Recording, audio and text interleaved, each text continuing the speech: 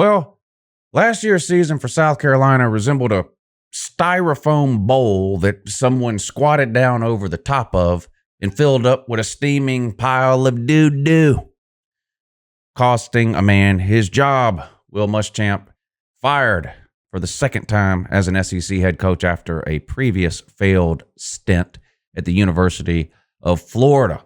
Beamer ball time in South Carolina, or Beamer Junior ball, I guess. Shane Beamer in as head coach at South Carolina. In today's video, we're going to take a look at their 2021 college football schedule. Try to see if there's any room for improvement.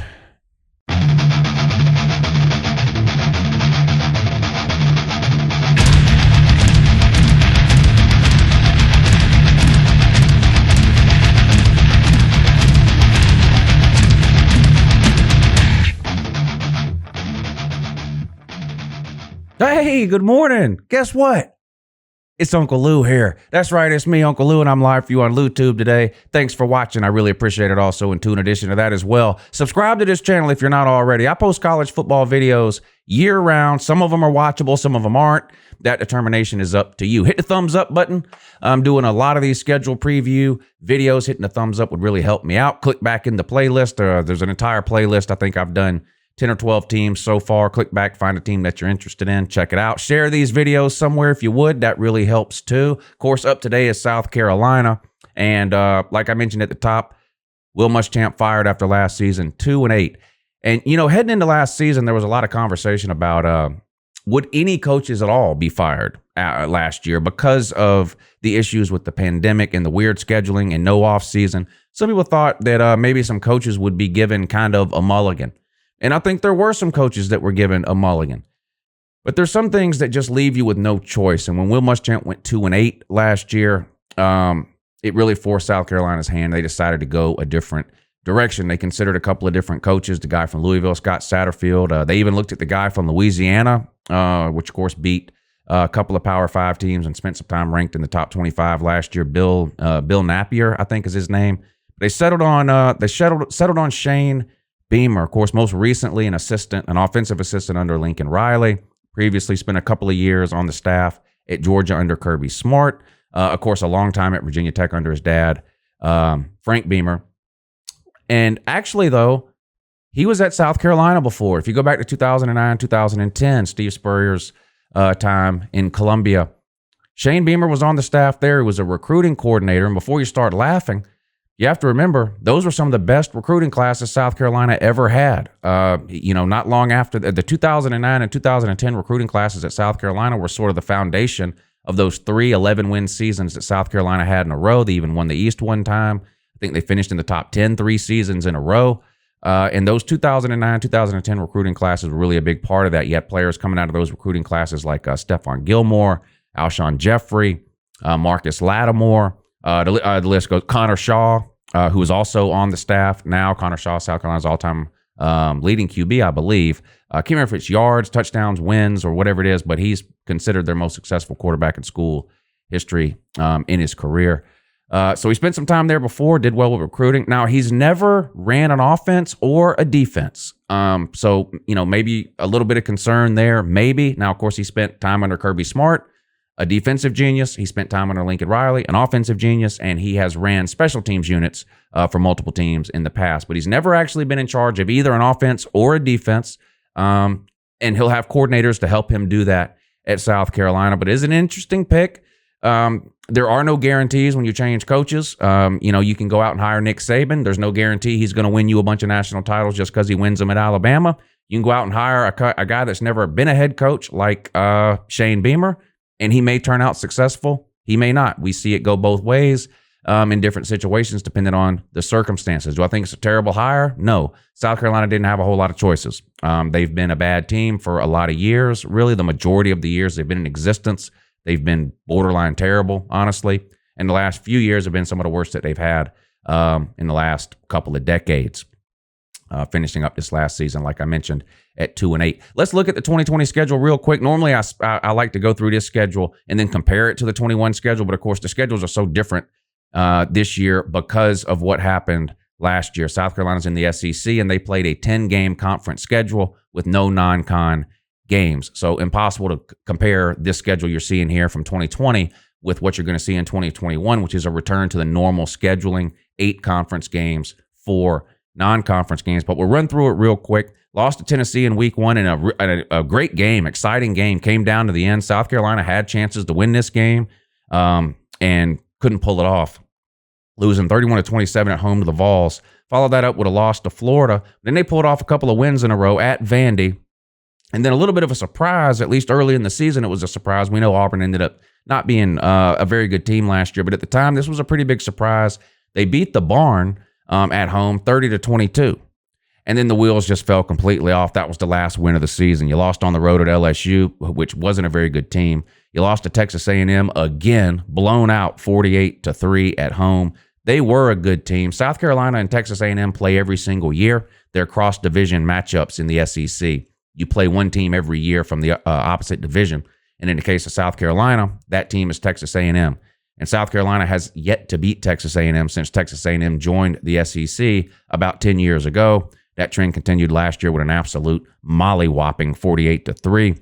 59-42 loss on the road at Ole Miss. They actually played pretty good in that game. I mean, Ole Miss's defense isn't great, but of course their offense, they run up and down the field. You kept that one reasonable, at least putting up 42 points, but you did tote the L.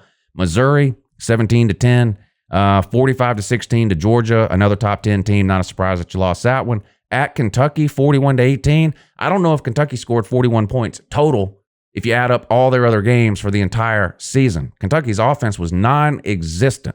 This is when I knew for sure Will Muschamp was gone. There's just no way you can have a performance like that. That's absolutely horrible.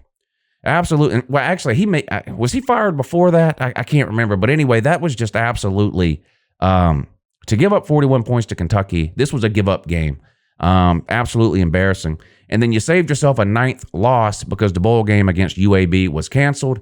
They would have humiliated you. It would have been a devastating defeat for the Gamecocks. I mean, you guys would have got ran out of the building by UAB. You were that bad.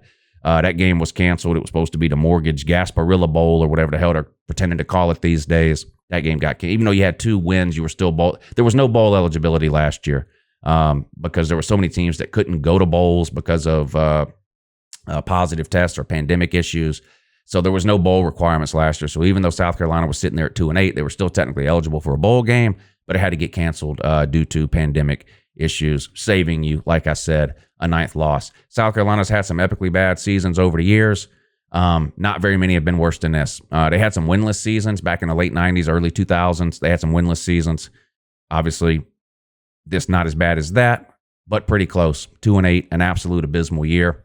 Will Muschamp out. Shane Beamer in. All right, let's look at the 2021 schedule and see if they can find a way to improve. All right, here it is, the 2021 schedule. And just a reminder, this is not a prediction video. I do prediction videos, but I don't start those till June. And I do about 50 or 60 of them. I'll pull the team schedule up like this. I go through it game by game, and I give you a win-loss record, and I'll let you know who they're going to beat and who they're going to lose to. Won't be doing that in this video here. You're free to let me know down below what you think South Carolina's record will be. This is really just a schedule preview here. Of course, the SEC back to a normal schedule this year. 4 non-con games, 8 conference games. South Carolina's non-con, Eastern Illinois at home, at East Carolina, of course, on the road, Troy at home, and then Clemson at home, their traditional end-of-the-season game, in-state rivalry to wrap the season up there on November 27th. A manageable non-con schedule. Obviously, Clemson is a dominant team right now, one of the best 5 teams and best 5 programs in America right now, multiple national titles over the last few years. They've won, I think, 6 ACC titles in a row, been to the playoffs 17 years in a row. So that's an extremely difficult game. But your other 3 non-con games are manageable. Now, East Carolina's not a terrible team. They're okay. But generally speaking, they shouldn't be competing with an SEC team. We'll see what happens with the South Carolina game. Same kind of thing for Troy. Troy is not a terrible team. They're a decent team. Some pretty good athletes. They do put a few players in the NFL. Not a team that should be competing with a team from the SEC, though, but South Carolina is down. Brand new coaching staff. We'll see how they do in those 2 games at East Carolina and Troy. You got to find a way to win those games, I think, if you're planning on trying to go to a bowl game this year. Eastern Illinois should be a win no matter what. The other 2, you'll probably be favored. I wouldn't say they were gimmies, though, at least not until we see South Carolina play at least one game and kind of know what you have to work with there. But they're winnable games for sure. Your first SEC game, well, you couldn't have picked a tougher draw here. On the road at Georgia for your first SEC game, week 3. Georgia, like Clemson, will be a top 5 team. Now, Georgia and Clemson play week 1. So if Georgia loses, maybe they're not top 5 when you play them. They're still a really, really good team. You'll be a significant underdog in that game. You did beat Georgia at home a couple of seasons ago when Georgia was in the top 10 and you were abysmal. So you have the whole, there's always a chance thing. But again, you'll be a significant underdog in that game. First SEC home game of the year comes against Kentucky, a game where you absolutely embarrassed yourselves last year. You got to find a way to win this game. There's a few games on this schedule where if you're South Carolina and you're trying to make a bowl game, and honestly, again, this isn't meant as an insult, anything over 6 wins, I mean, that should be the goal, really. The goal for South Carolina in year 1 under Shane Beamer should be to make a bowl game. I don't know that your expectations should be much higher than that. And if you want to make a bowl game, which of course you're going to have 6 wins to do this year, there's certain games on here you just have to win. East Carolina, Troy, Kentucky, I would put in that category. So you get Kentucky at home. Then you have that non-com game we already talked about against Troy. Then you go on the road at Tennessee. Tennessee, another team with a brand new coaching staff this year. They bring Josh Heupel in from Central Florida, considered a pretty good offensive coach. But like South Carolina, there's just not a whole lot of talent right now at Tennessee. They've got some issues with the NCAA, an investigation ongoing involving some money that may or may not have been given to recruits in McDonald's bags, which is, don't even get me going there. I can make a whole video on that, or 10 in a row if you want. Point is, you got to play them there. I don't know who would be a favorite in that game right now. This was a great game last year. The two of you played, come down to the end, 31-27. I could see a similar thing this year. These teams, these are two teams that both have a long way to go. And you come back home and play Vandy, got to win that one. Vandy perennially,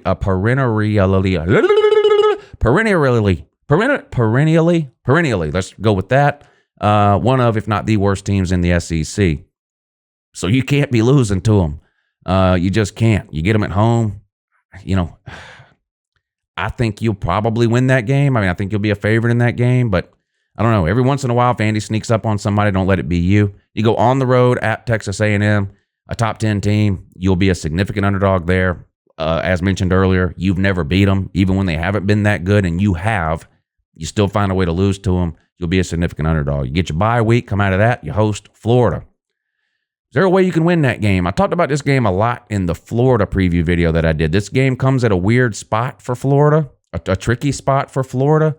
If South Carolina is looking for one game on this schedule that they can win as kind of a statement win in year 1 under Shane Beamer, a surprise win, a win that you get that no one sees coming, similar kind of to the Auburn win last year, maybe you're looking at that Florida game. I think Florida's significantly better than South Carolina, more talent. Better coached, but it comes at a tricky spot for Florida. And you get a bye week before this game, so an extra week to prepare. Maybe we'll see. You go on the road at Missouri, which I think could possibly be the second best team in the East. That's going to be a tough game there. You come back home and you get Auburn. They'll be looking for revenge from that game from last year. Again, a team with a brand new coaching staff. A lot of new coaching staffs in the SEC this year. Don't know what to expect from Auburn. They do have a veteran quarterback in Bo Nix, although he hasn't played very well, in my opinion, in his 2 years at the barn. We'll see how he responds to the new coaching staff. And then we already talked about wrapping things up there with Clemson. Not too many tougher opponents you could possibly have than Clemson. I mean, you have 2 top 5 teams on this schedule here in Georgia and Clemson. You got a top 10 team on here in Texas A&M.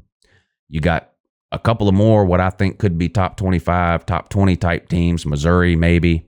Auburn, I don't think so. Vandy, no. Tennessee, no. Not a very easy schedule. I mean, when you're in the SEC and you're in the bottom half of the SEC especially, there's just really nothing you can do. The schedule's never going to be all that easy. You do get a break in the non-con. I think those are 3 winnable non-con games. As far as your road game goes, at East Carolina, boy, please don't lose that one. At Georgia, you'll be a huge underdog. At Tennessee, 50-50 game, a coin flip game in my opinion at this point. At Texas A&M, you'll be a huge underdog. At Missouri, you'll be an underdog. How much, I'm not sure. And that's it for your road games. No back-to-back road games. Well, you do have, at East Carolina and at Georgia.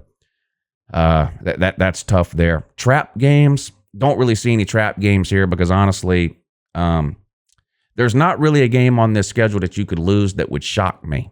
Not that you'll lose them all, but I mean, if you lost to Vanderbilt, it wouldn't be shocking.